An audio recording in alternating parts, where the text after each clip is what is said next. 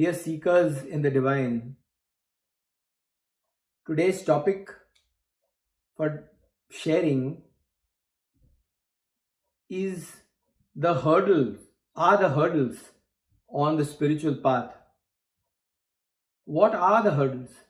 A lot of seekers and devotees have many questions,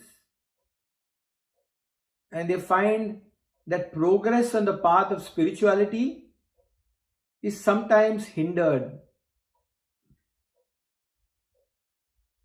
And they say, we've been trying for so many years, but it's not working. And they go to all the gurus to seek guidance.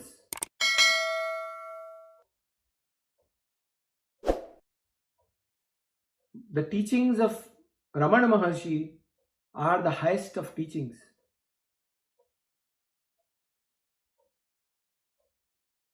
But the hurdles, when one is pursuing that path, appear to be real.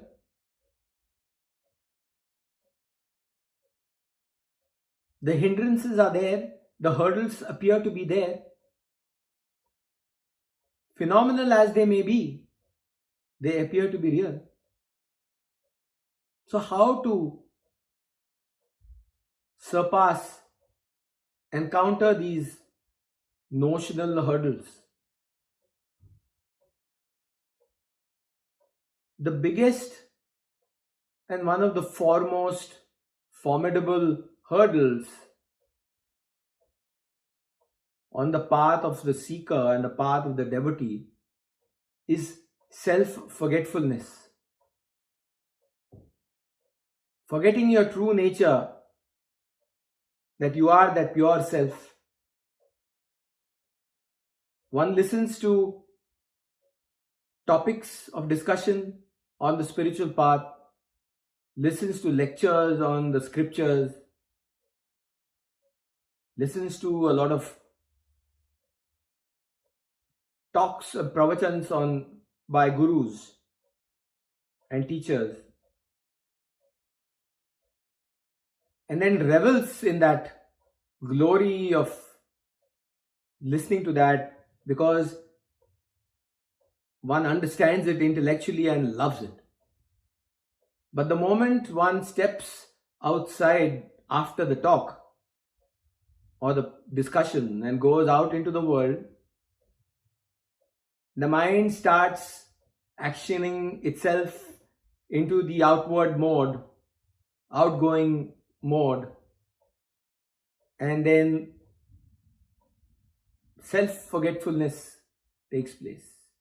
One goes back into the same old cycle of like, dislike, love, hate,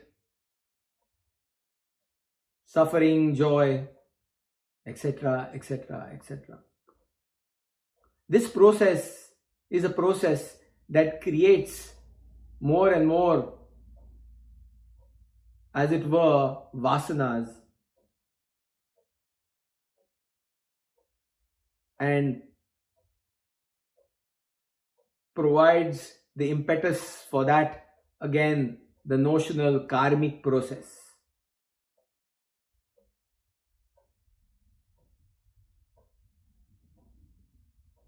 How does one counter that, is the question. The self-forgetfulness part of it. The most important tool that one can use is to have that intensity of seeking, the wanting, the intense desire,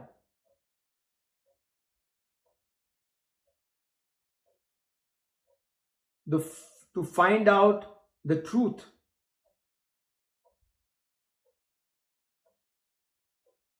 Whether one calls it God realization, whether one calls it self-realization, or whatever name can be given to it, makes no difference. The path, which is a pathless path essentially, has to be traversed through the intensity of desire to be desireless. And that is the truth. That is the most important tool.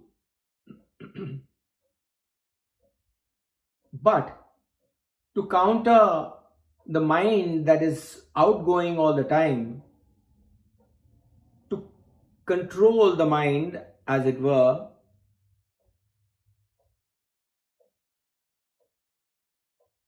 there have to be certain techniques that have to be used.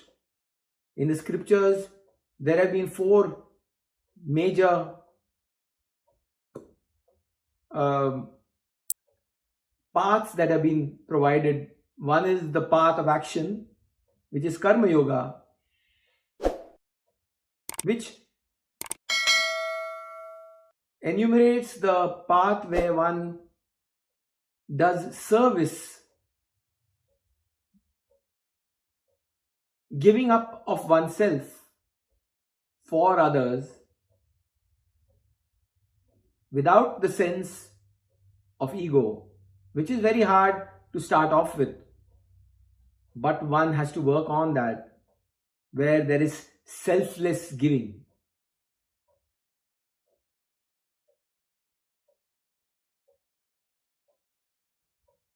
That is the first path. The second path is the path of Raj Yoga. The Patanjali Yoga Sutras, 8-fold path. Yama, Niyama, Asana, Pranayam, Pratyahar, Dharana, Dhyan, Samadhi. There's a process. It's a very, very structured pathway.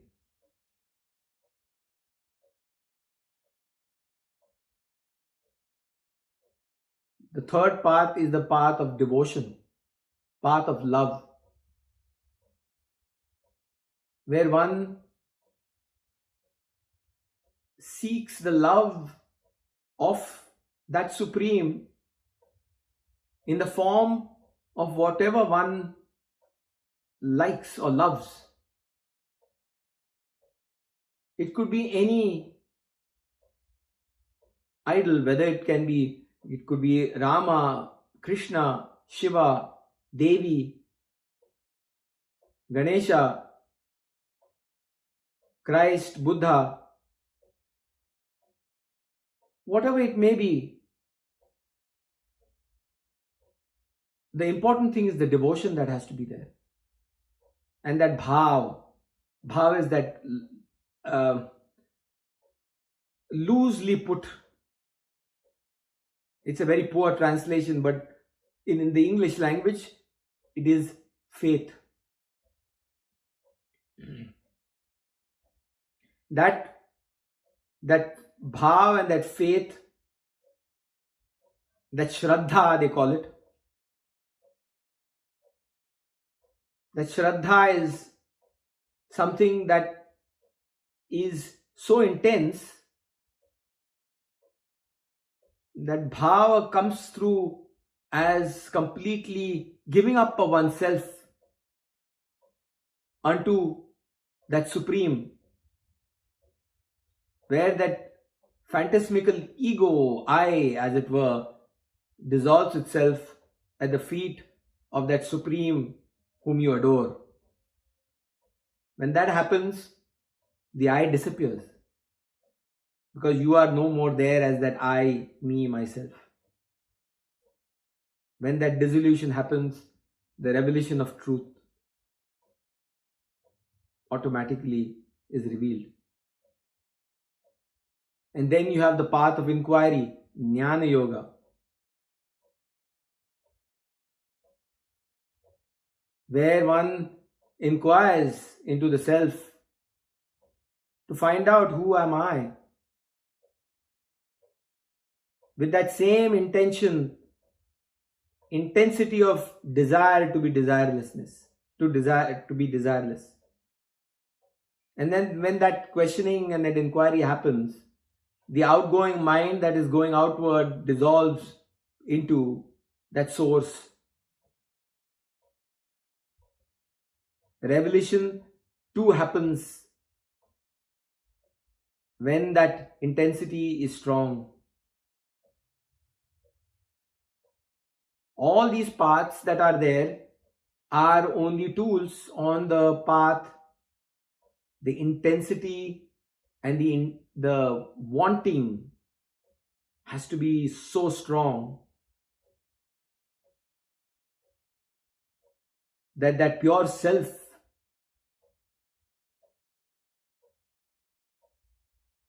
dissolves that mythical notional I, which was only a thought in consciousness, which is a thought in consciousness. Because that self is this universe as well, revealing itself as you in you.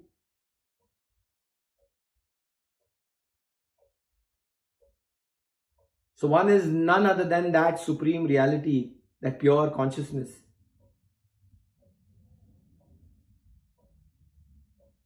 This has to be not just understood intellectually, verbally, but through the clarity of dissolution of that ego.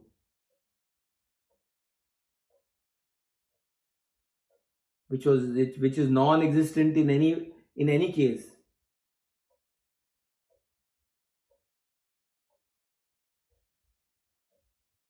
It is like removing the dirt which is clouding the mirror to see oneself as one truly is. Because the dirt is covering it. One can't see oneself. When that dirt is removed, truth is revealed.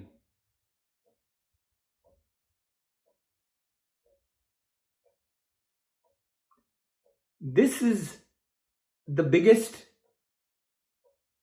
tool that one can use, the intensity of desire. It's called mumukshatva.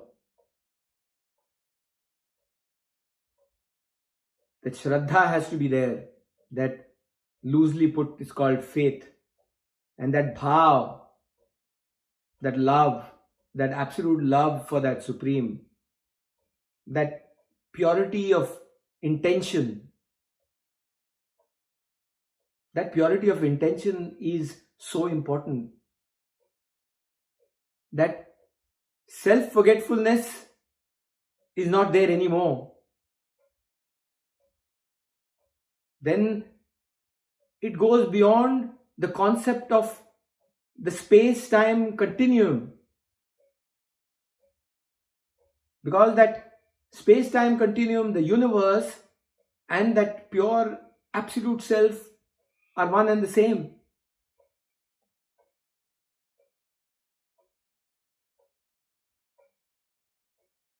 So whatever path one chooses, whether it be the path of action, karma yoga, or whether it be the Raja Yoga, Patanjali Yoga Sutras, or whether one uses Bhakti Yoga, or whether one uses the path of love, and one uses the path of inquiry, Jnana Yoga, it matters not. One can use all four in combined as a yoga of synthesis, as Swami Shivananda of the Divine Life Society used to teach. Yoga of synthesis. Synthesize everything into that, so that that entire being is transformed and rejuvenated to energize the spiritual batteries within the devotee and the seeker, to completely vanquish and dissolve this notional ego to reveal that pure self, which you already are, here and now. Let this be the moment right here and now that the seeker surges forward with that intensity to leave aside self-forgetfulness, which will just vanish, because every moment one will be aware in pure consciousness, as pure consciousness, as self.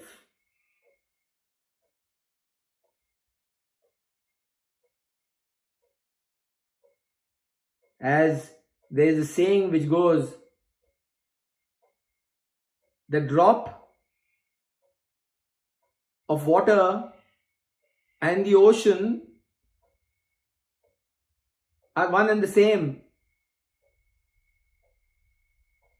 but the ocean also is in reality within that drop.